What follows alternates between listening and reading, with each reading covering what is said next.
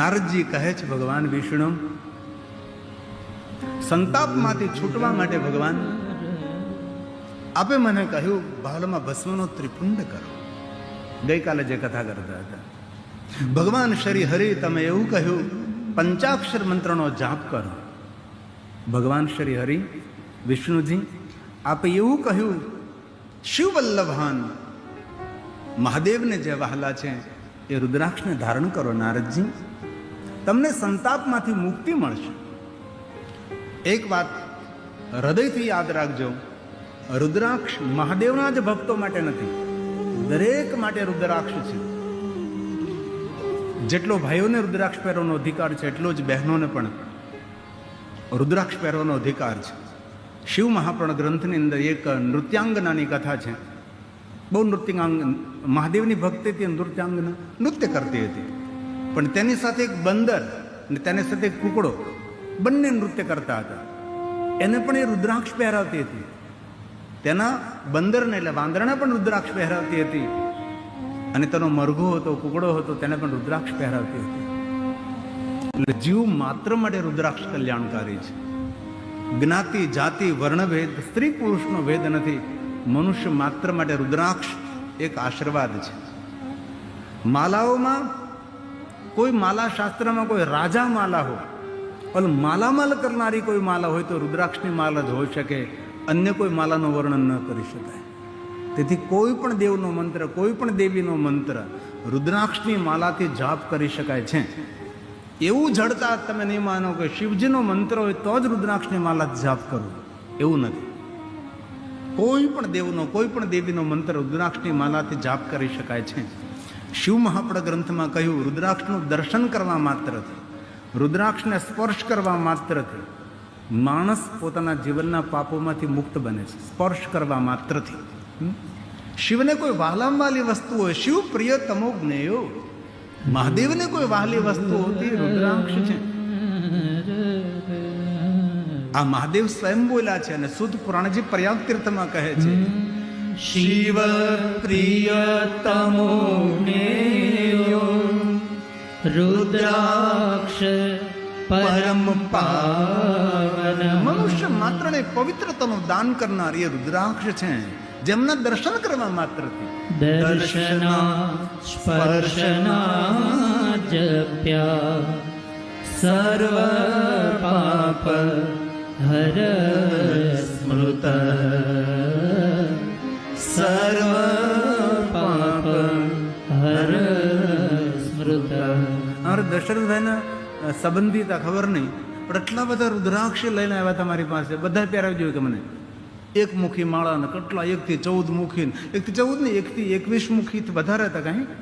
કઈ નામ તો મને યાદ નહીં રહ્યું, પણ એ કથા મંડપમાં છે, બેઠા છે ભાઈ જે રુદ્રાક્ષ ઘણા બધા. કોણ છે? ઊભા તો તમારી જગ્યાએ કેટલા બધા. હા તમે જ અત્યારે પહેર્યા છે, પહેર્યા છે અત્યારે તો કાઢો તો આમ, એટલે આમ નામ ખાલી દેખાડો, આમ આમ નહીં. કેટલા રુદ્રાક્ષ તમે જોવો તો ખરા, આટલા બધા રુદ્રાક્ષ પહેરે છે. આ બધા કિંમતીઓ, એક એક રુદ્રાક્ષની કિંમત 50,000 લાખ રૂપિયા એક એક રુદ્રાક્ષની કિંમત થાય. સુવર્ણ કરતાં વધારે કિંમતી છે રુદ્રાક્ષ અમને પહેર્યા છે. ખૂબ આશીર્વાદ, ખૂબ તાલીઓ વડે એમને આશીર્વાદ આપો. ખૂબ ખૂબ ધન્યવાદ, ખૂબ હૃદયથી પ્રણામ. અમારે એક ભાવનગરની અંદર અમારે અનિરુદ્ધ સ્વામી છે, સ્વામી સંપ્રદાયના સંત છે. એટલા બધા રુદ્રાક્ષ પહેરે, ગજબ ગજબને સ્વામી સંપ્રદાયના સંત, પણ એ ઢાંકી રાખે, કોઈ દેખાવા ના દે એમ. મેં કીધું શા માટે ખુલ્લા રાખો? તો કે ના, ટીકા કરે એના કરતાં આપણે ગુપ્ત રાખવું વધારે. મહાદેવના પરમ ભક્ત છે, અનિરુદ્ધ સ્વામી છે. તેથી રુદ્રાક્ષ માટે કહ્યું છે જે લોકો ધ્યાન ન કરી શકે, જે યજ્ઞ ન કરી શકે, જે પૂજા ન કરી શકે, જે વ્રત ન કરી શકે, જે સાધના ઉપાસનાથી જે દૂર રહે છે, એવા માણસ જો રુદ્રાક્ષ પહેરે તો પણ તેનું કલ્યાણ થાય છે. બધા થોડા ધ્યાન કરી શકવાના છે, સૌ ન કરી શકે ને. ધ્યાન માર્ગ તો અલગ પરંપરા છે.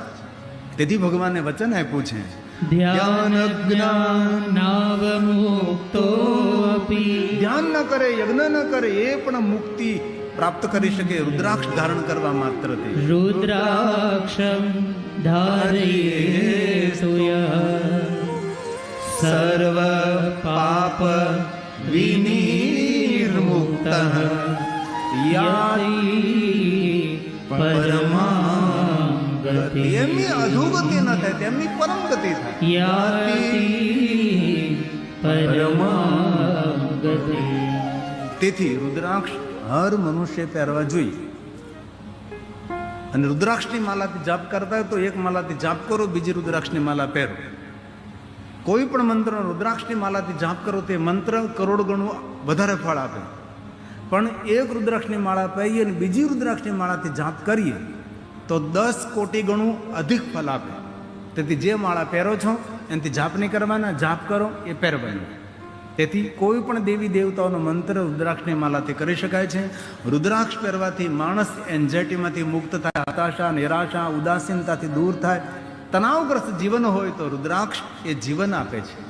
રમ રુદ્ર રોગનાશાય ધન્વંતરી રુદ્ર. 24 કલાક પહેરી શકાય, જન્મથી લઈને મૃત્યુ સુધી પહેરી શકાય છે.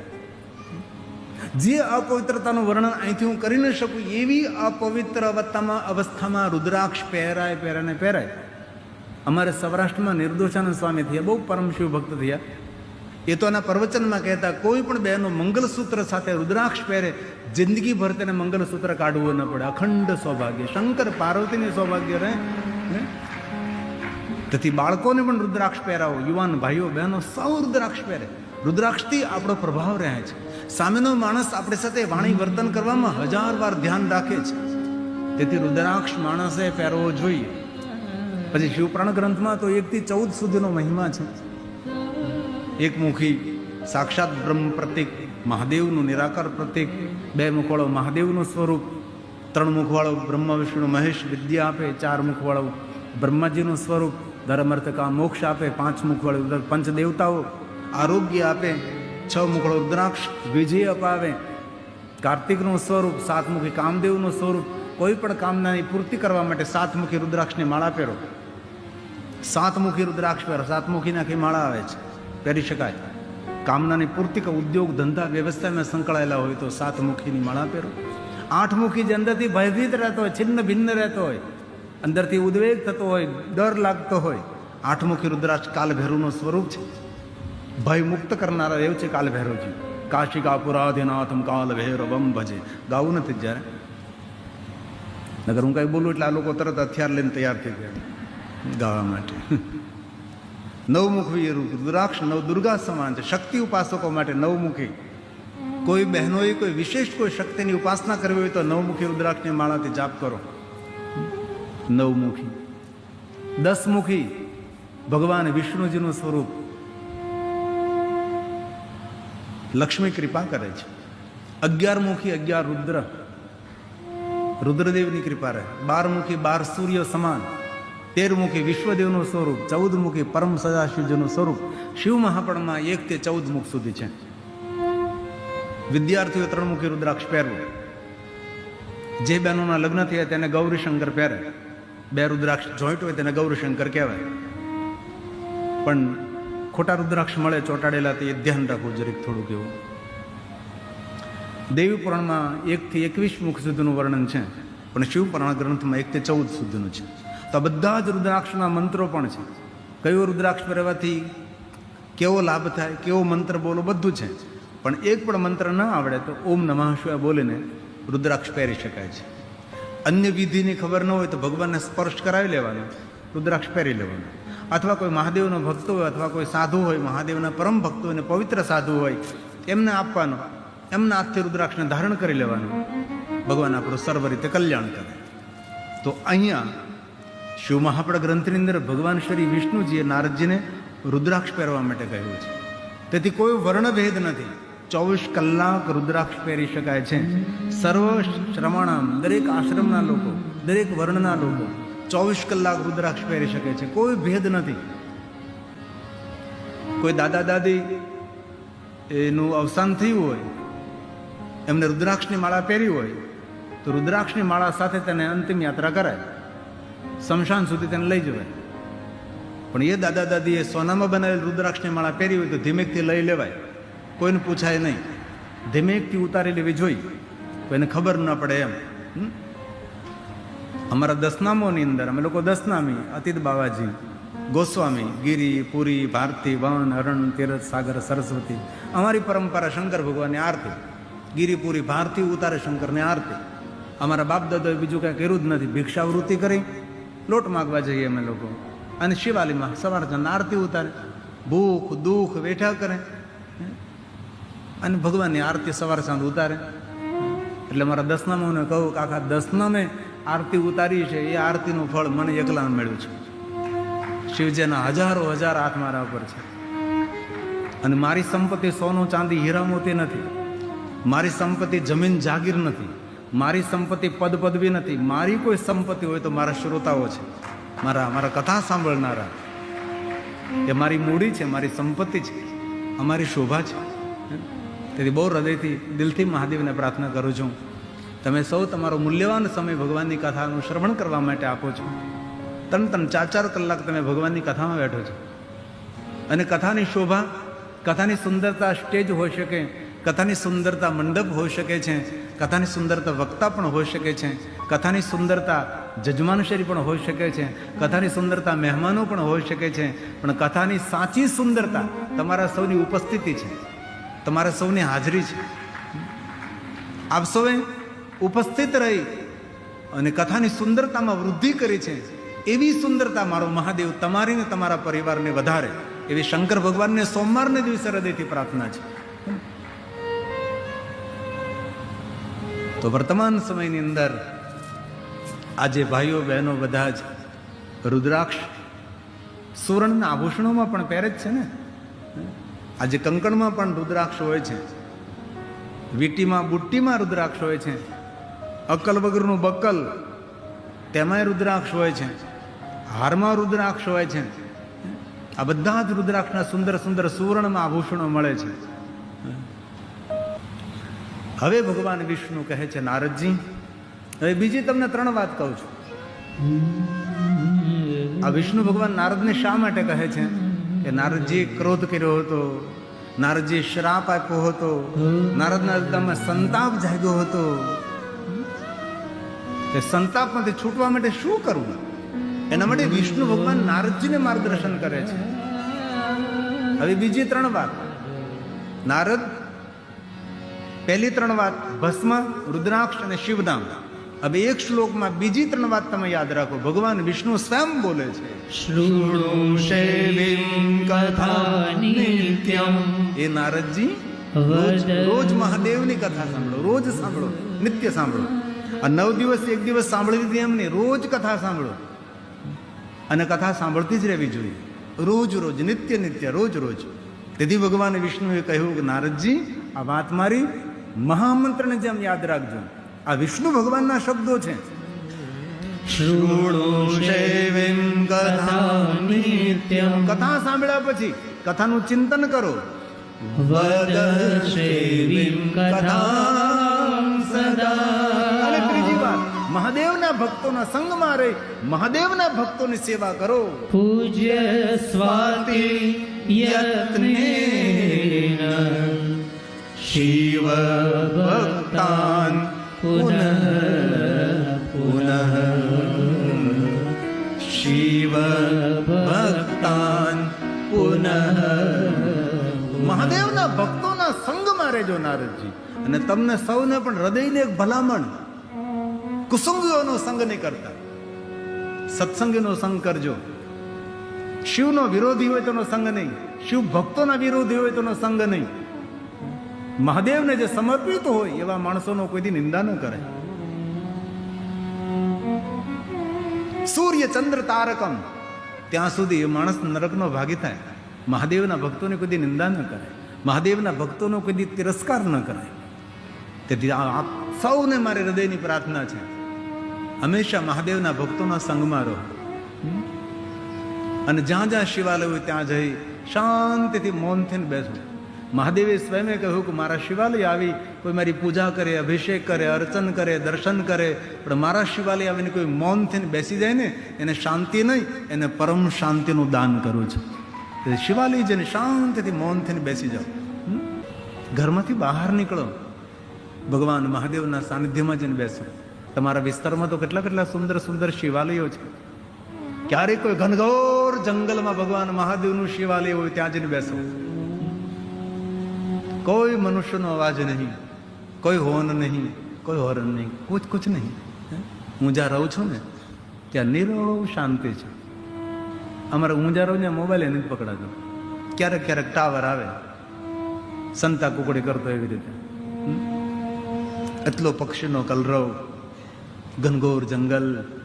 હમણાં તો પાછી જંગલ ખાતાવાળાએ 35 તો સિંહ મૂક્યા છે, એટલે આમ ઘરની બહાર ન નીકળ્યા એટલા સિંહ આજુબાજુ. આજે પણ ઘણા બધા મારા વહાલા ભક્તોએ મારા શિવાલય નિર્માણમાં ઘણું મોટું યોગદાન આપ્યું છે. આ દશરથે મુલાકાત પૂરી થઈ ને તો 11:30 થઈ ગયા એટલે હું જતો હતો મારા રૂમ તરફ. એક બા દડવાના દોડતા દોડતા દોડતા દોડતા આવડા ટબ્બા ટબ્બા જેવા આહુડા પડે. બાપુ બહુ દૂરથી આવી છું, બાપુ બહુ દૂરથી, ઘડીક ઉભા રહ્યો, ઘડીક ઉભા રહ્યો, ઘડીક ઉભા રહ્યો. મોટી ઉંમરના બા દોડતા દોડતા દોડતા આવતા. હું મોડી પડી, મને જડતું નહોતું, હું મોડી પડી.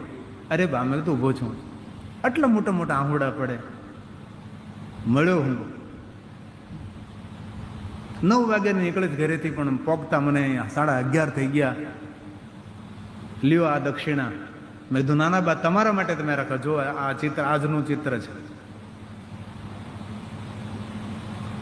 દીકરો, એના દીકરાનો દીકરો સાથે હતો. કયું ગામ? તો કે રાંદલના દડવા. અને પડીકામાંથી પૈસા કાઢ્યા. આ તમારા શિવાલયમાં મારે 5000 રૂપિયા આપવા છે. મને એટલો ભાવ થયો. મનોમન મેં કહ્યું, બા દોડતા દોડતા આંખમાં આંસુના ટબ્બા ટબ્બા જેવા આંસુ પડે. દુનિયાના હજારો માણસો ભેગા થાય, તમારો કોઈ વાળ વાંકો ન કરી શકે એવી ભગવાન મહાદેવની તમારા પર કૃપા છે. હું પાછો આવ્યો મળવા માટે.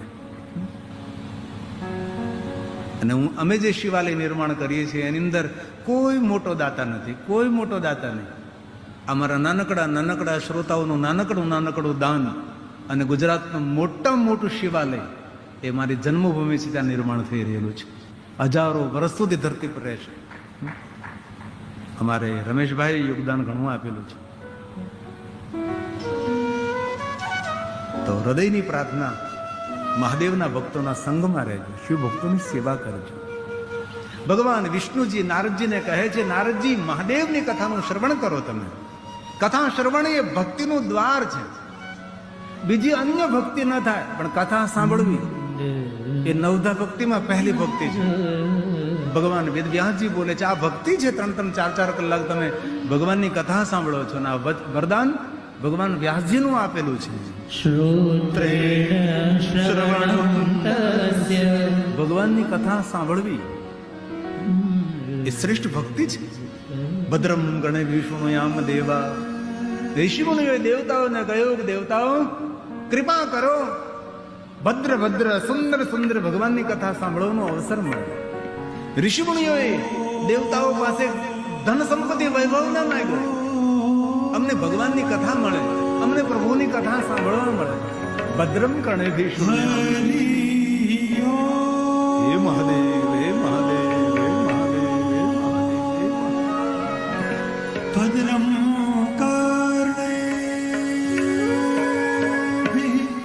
શૃણુયામદેવ ભદ્રમ પશ્યેમાક્ષભિર્જયત્રા સ્થિરૈરંગે સ્તુષ્ટુવાઘુસસ્વં પિર્વ્યશેમહિદેવહિતં યદા ભદ્રમ શ્રવણમ કીર્તનમ સ્મરણમ પાદ સેવનમ દાસ્ય. 9 ભક્તિ છે. અર્ચનમ, દર્શનમ.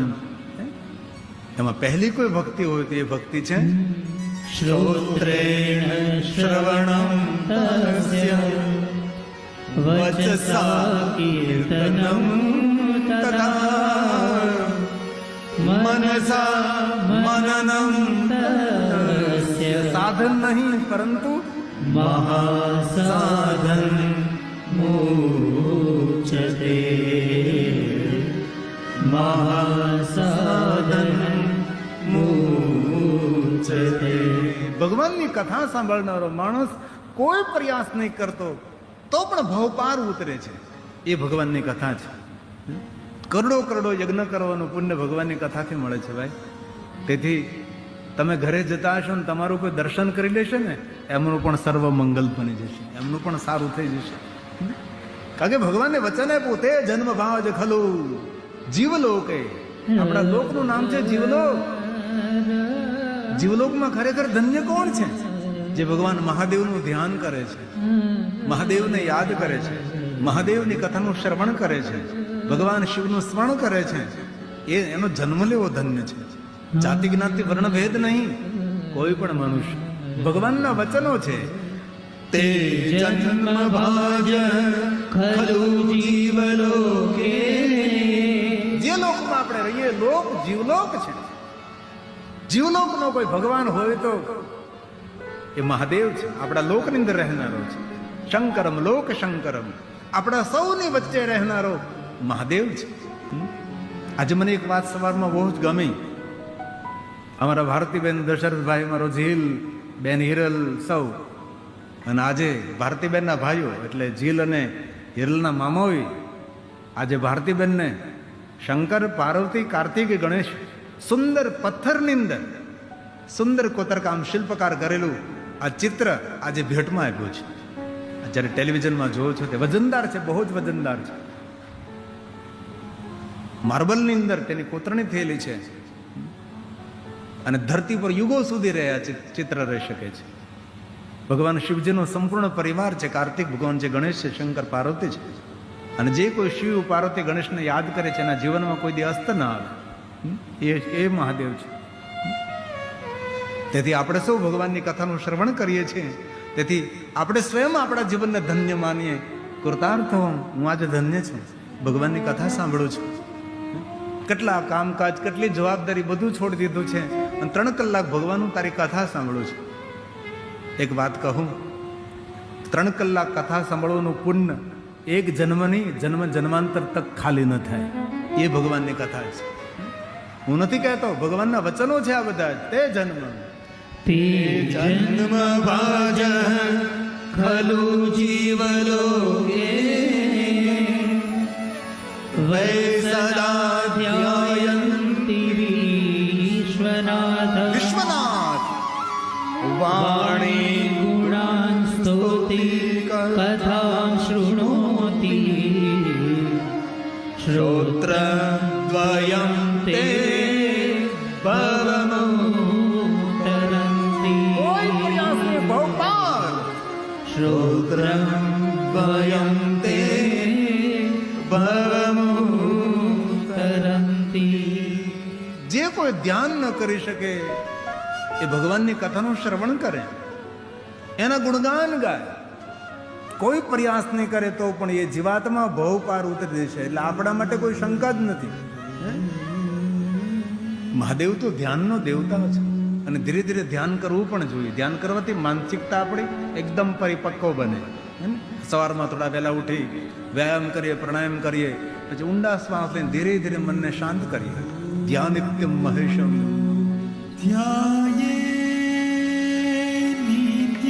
મહાદેવ મહાદેવ મહાદેવ મહાદેવ. રજત ગિરિનિભો ચારુ ચંદ્રાવતં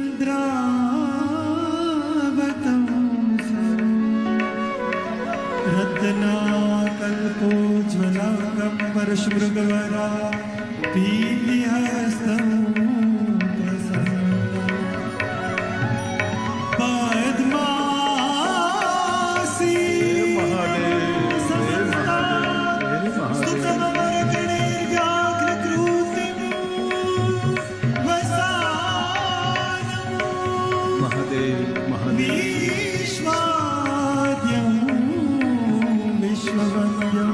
નિખિલ ભયહરં પંચવક્ત્રં મહાદેવં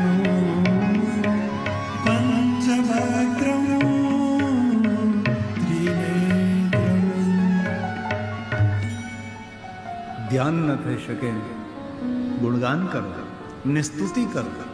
કાંઈ ન થઈ શકે, શુણોતી, કથાનું શ્રવણ કરો. ભલે આપણે રાજોપચાર પૂજા ના કરી શકીએ,